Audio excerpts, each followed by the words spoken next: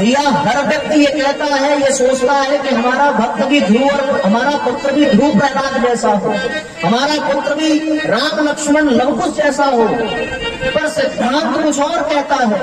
सिद्धांत ये कहता है कि यदि तुम्हें राम लक्ष्मण जैसा पुत्र चाहिए तो फिर 14 साल के लिए वन में भेजना पड़ेगा।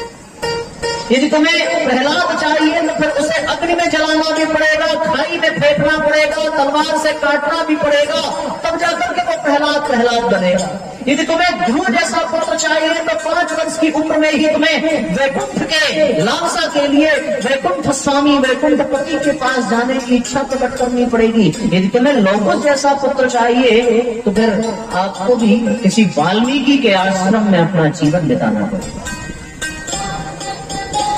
कई लोग तो भाव में आकर के ये कह देते हैं कि आशीर्वाद दीजिए कि हमारा पुत्र आपके जैसा हो, मेरे जैसा। तो फिर मुझे भी ये कहने में देर नहीं लगा कि मेरे जैसा चाहिए तो फिर आपको भी पैर कटवाना पड़ेगा। अगर ये हिम्मत हो तो फिर बन पाओगे, नहीं तो फिर संभव नहीं। हम कष्ट से न जाने क्यों डरते हैं। कष्ट से जो डरेगा वो फिर उस बाती के तरीके से ऊपर तो नहीं उठ पाएगा। और बड़ी मजेदार बात यह है कि भगवान उसी पर कृपा करता है जिसके जीवन में कष्ट होता है। विपदा न संतु। कुंती ने एक ही प्रार्थना की कि केशव जा रहे हो तो जाते जाते इतनी प्रार्थना है कि मुझे कुछ और नहीं चाहिए, केवल दुख चाहिए, केवल कष्ट चाहिए। पूछा कि बुआ तेरा दिमाग खराब है? भरी जवानी में पति चला गया, बहू की इज्जत लूटने की कोशिश की गई, बेटों का राज्य छिन गया, जीवन पर्यंत वो वन भटकते रहे और आज तुझे राजमाता बनने का सुख सौभाग्य प्राप्त हो रहा है तो तू आज भी दुख मांग रही है, कष्ट मांग रही है, क्या हो गया तेरे पुत्री को?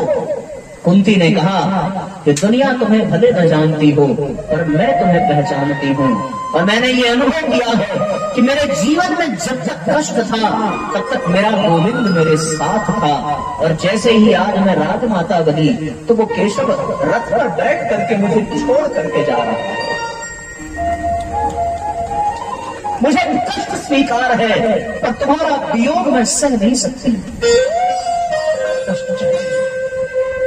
भगवान के जो अति प्रिय रहे उनके जीवन में आपको सुख खोजने पर भी नहीं मिलेगा। हमें कष्ट तो मिला ही नहीं। कष्ट की परिभाषा यदि पूछनी हो तो उस प्रहलाद से जाकर के पूछना जो अपने बुआ की गोद में अग्नि में जलाने के लिए बिठा दिया जाता है। अरे कष्ट की परिभाषा पूछनी हो तो उस ध्रुव से पूछना जिसकी सौतेली मां ने उसे राजपद से हटा करके धक्का देकर के घर से निकाल दिया। कष्ट की परिभाषा जाननी हो तो उस जटायु से पूछना जिसके दोनों पंख कटे हो और वो धरती पर पड़ा तड़प रहा हो। कष्ट की परिभाषा पूछनी हो तो उस सुदामा के जीवन में झांक करके देखना जो 3 मुट्ठी चावल का भी मोहताज है कि आज कृष्ण के घर जाऊंगा और खाली हाथ कैसे जाऊंगा। कष्ट की परिभाषा पूछनी हो तो फिर उस अहिल्या से पूछना जिसके पुत्र, जिसके शिष्य और जिसका पति जिसे छोड़ करके चला गया, उस अहिल्या से कष्ट पूछना। उस सबरी के जीवन में झांक करके देखो जो झूठे पैर सजा करके रखती है, जो रास्ते के कांटे बीनती है। कष्ट इनसे पूछो। कष्ट उस द्रौपदी से पूछना जिसके 5 पुत्रों का वध हो गया। कष्ट उन पांडवों से पूछना जिनका राज्य चला गया। कष्ट उन पांडवों से पूछना जिन्होंने परिवार का त्याग करके रावण जैसे आपदाई का सामना किया। और इन सब की विशेषता ये थी भैया कि इनके जीवन में कष्ट अवश्य था पर इनके जीवन में परमात्मा, यही इनके जीवन की विशेषता है। यदि आपको भी भगवान की कृपा चाहिए तो दोनों बाहें पसार करके दुख का स्वागत करो और केवल एक ही मांगो कि भगवान मुझे कष्ट चाहिए, क्योंकि भगवान जिससे अधिक प्यार करता है उसे कष्टों से रगड़ करके साफ करता है, स्वच्छ बनाता है। और आज ये दुनिया कष्ट से भागती है। अरे कष्ट तो गहना है, कष्ट तो आभूषण है, कष्ट तो श्रृंगार है, जिसके कारण जीवन में जिसे मिला उसे और क्या चाहिए। और वो दुनिया की नजर में दुखी होंगे पर उनका हृदय सदैव प्रसन्नता से भरा रहता है।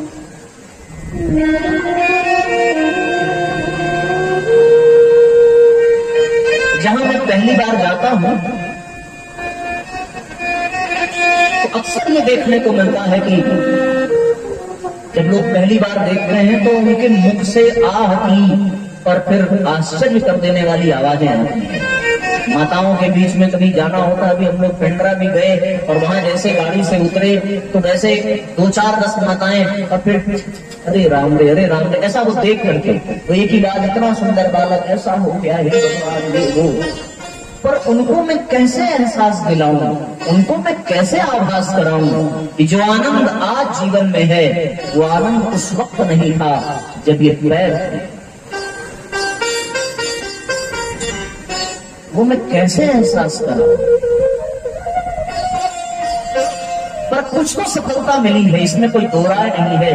जब ये घटना घटी तो फिर बहुत लोगों ने एक बात कही और वो कहा ये कि तुम तो बहुत गायत्री जपते थे, बहुत गुरु जी का काम करते थे, बहुत दौड़ दौड़ के करते थे, गुरु जी ने ये अन्याय किया है, कैसा गुरु है, कैसा वो बचा न सका, ये वो। उस दिन बड़ा कष्ट हुआ कि मेरे किसी प्रारब्ध के कारण, मेरे किसी कुसंस्कार को काटने के लिए यदि गुरुदेव ने ये कष्ट दिया है तो आज गुरु जी को अपमान सहना पड़ रहा है। उसी दिन ये निर्णय किया कि अब ये परिभाषा बदलनी चाहिए और जीवन का लक्ष्य बन गया। आप विश्वास नहीं करोगे, जो लोग ये कहते थे कि गुरु ने बहुत गलत किया है, आज वो लोग ये कहते हैं कि गुरु जी की आप पर साक्षात कृपा है, जिसे हम सभी देख पा रहे हैं, अनुभव कर पा रहे हैं। आपको ये सौभाग्य। तो जीवन में कष्ट का आना बहुत आवश्यक है। ये सत्य को विराम दिया जाएगा कल, पर जाते जाते इतना अवश्य कहूंगा आप सबसे कि जाने से पहले ये आप गांठ बांध लेना कि उस व्यक्ति को सदैव प्रणाम करना जिसके जीवन में दुख हो, जिसके जीवन में कष्ट हो, क्योंकि उसके इर्द गिर्द कहीं परमात्मा अवश्य विद्यमान है, ये जानना। और जिसे कहां गए हमारे गंगा भैया, यही सामने तो बैठे थे, वो रह रहे कर गायब हो जाते हैं। उन्होंने कुछ प्रश्न किया था सुख के विषय में, फिर वो सुने। वास्तव में आनंद सुख में नहीं है, वास्तव में आनंद दुख में है। जिसे दुख में आनंद होता है वही दीपक के तरीके से जलता है। ये आप गांठ बांध लो, वरना भगवान को पांडवों से अधिक कौन प्रिय था, द्रौपदी से अधिक कौन प्रिय था। पर भगवान की मैं क्या बताऊं, बड़ी विचित्र लीला है। द्रौपदी का चीर हरण हो रहा है और कन्हैया भोजन कर रहे थे। माता रुक्मिणी ने कहा कि प्रभु अब विलंब मत करिए। भगवान ने कहा जाऊं तो कैसे, वो बुलाती नहीं है। वो तो पितामह भीष्म के सामने दुहाई दे रही है, वो तो द्रोणाचार्य के सामने दुहाई दे रही है, वो तो पांडवों से भीख मांग रही है अपनी इज्जत की। वो हमें याद ही नहीं करती, हमें बुलाती नहीं। मैं तो तैयार बैठा हूं, वो बुला करके तो देखते। और जब सबको बुला करके थक गई वो द्रौपदी, तो उसने अपने हाथ का सहारा लिया और अपने आंचल को कस के पकड़ा। एक हाथ ऊपर करके बुलाती है। भगवान कहने लगे अभी भी इसे अपनी एक हाथ पे भरोसा है, जरा ये अहंकार भी टूट जाने को। अभी भी इसके मन की बातें पूरी तरीके से बाहर नहीं की है। देखो कितना तड़पना पड़ता है, कितनी कठिन परीक्षा देनी पड़ती है, और परमात्मा लेता था।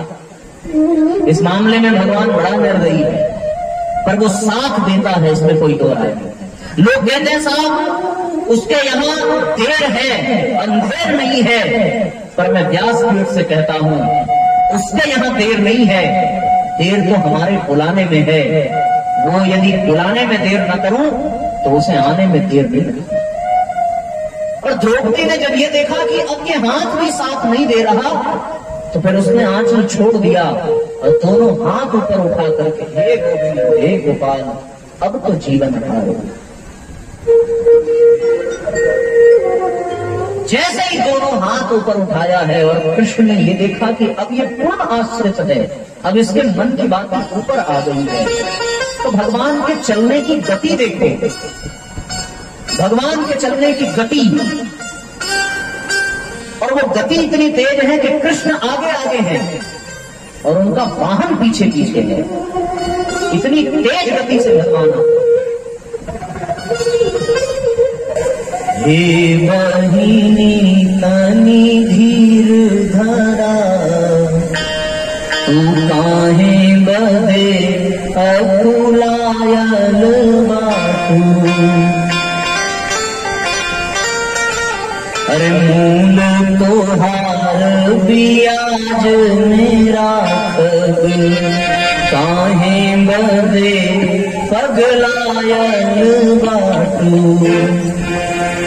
फाड़ी के साड़ी को ही बदलू, अंगुरी में अबैले निशान पड़ावा। साड़ी के ऊपर साड़ी बिछैबे, मूल अबैले पड़ाक पड़ावा। नीले कसवा से पीर फहराने। तो भगवान जब चलता है तो फिर इतनी तीव्र गति से कि साड़ी बीच नारी है कि नारी बीच साड़ी है, साड़ी ही की नारी है कि नारी ही की साड़ी है, ये अंतर कर पाना कठिन हो गया। तो परमात्मा उसी के पास जाता है जिसके जीवन में कष्ट हो रहा है, उसी पर उसकी कृपा बरसती है। तो कष्ट से डरना मत, कष्ट को श्रृंगार बना लो, कष्ट को अपना आभूषण बना लो। कष्ट तो भगवान से मिलाने का साधन है। मन सीताराम सीताराम रट रे, तेरे संकट जाएंगे हट रे। मन सीताराम सीताराम रट रे, तेरे संकट जाएंगे हट रे। मन राधे श्याम हट रे, मन राधे श्याम हट रे। तेरे संकट जाएंगे हट रे, तेरे संकट जाएंगे हट रे। एक साथ तालियां बजाते हुए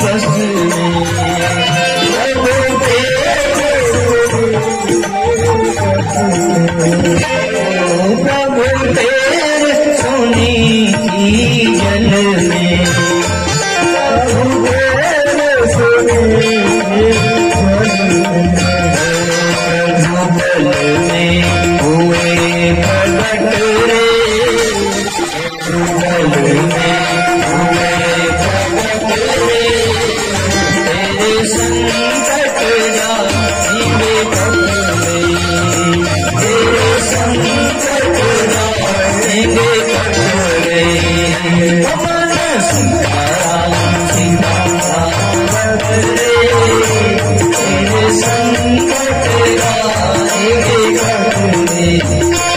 मन सीताराम सीताराम रे, तेरे संकट जाएंगे कटरे।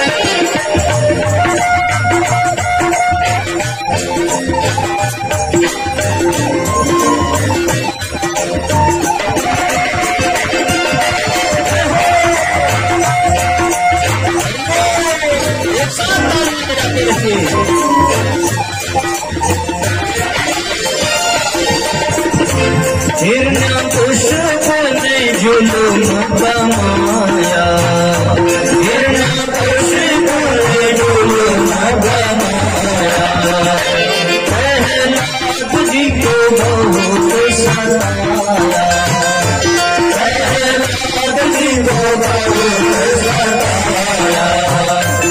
आए नरसिंह आए नरसिंह अंध गया भटरे, तेरे संकट जाएंगे कटरे।